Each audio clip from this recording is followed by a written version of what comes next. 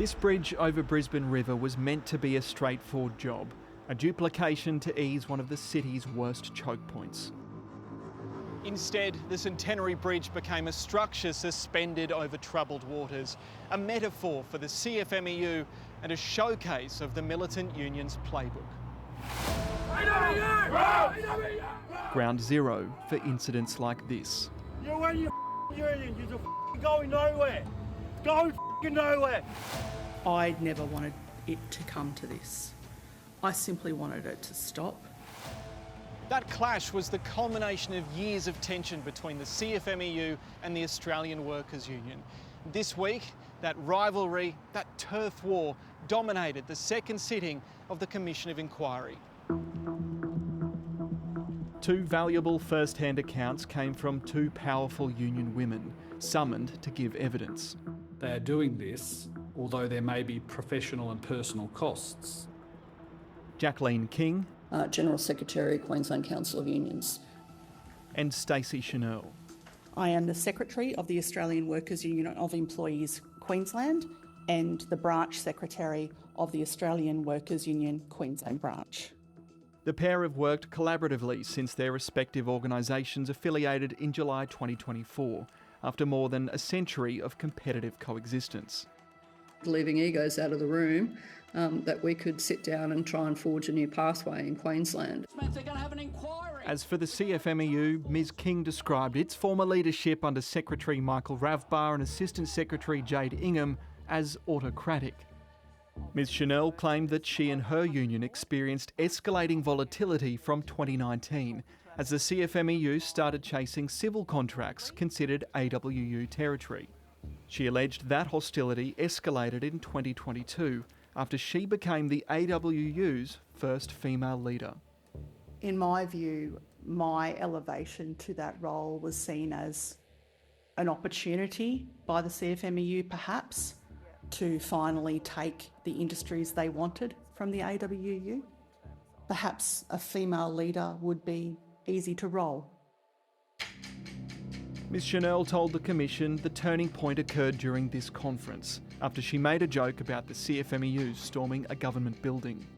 I've been told by many sources that Mr Ravbar has identified that particular moment as myself starting a war with the CFMEU.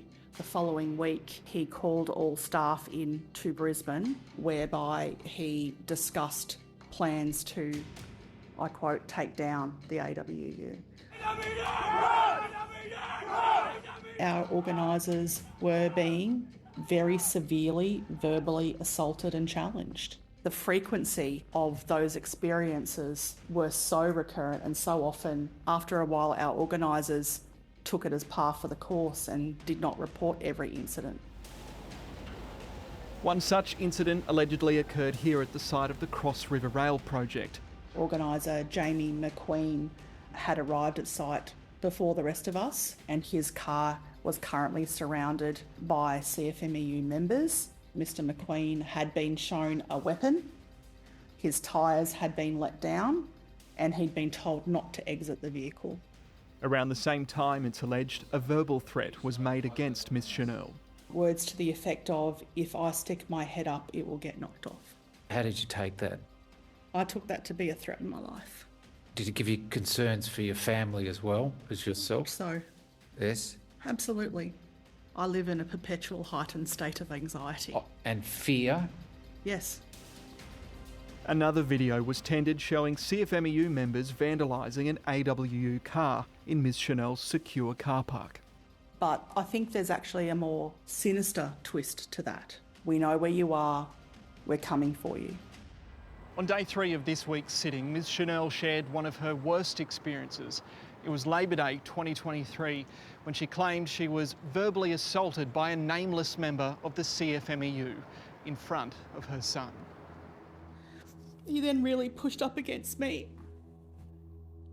and he leaned past me and it felt like he was trying to get past me and to my child. And he said, "How does it feel to know your mum's a f***ing grub who sells out workers?"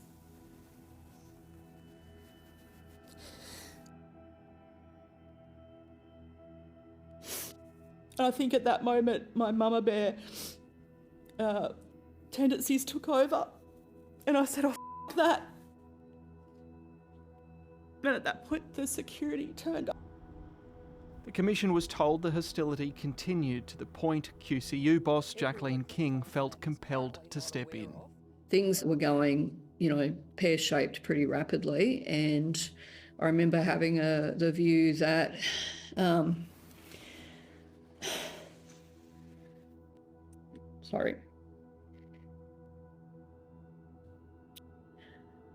remember having the view that I wouldn't be able to live with myself if something actually happened. Ms King organised an informal meeting for them both with the Queensland Police Commissioner and Deputy Commissioner.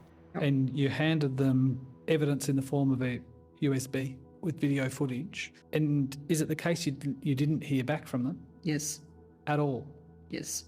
Do you consider that there is a reticence on the part of Queensland Police to involve themselves in matters that involve unions? Well, I've never would have had that view up until recently, but I think that has been the case, rightly or wrongly, around particularly industrial matters in construction.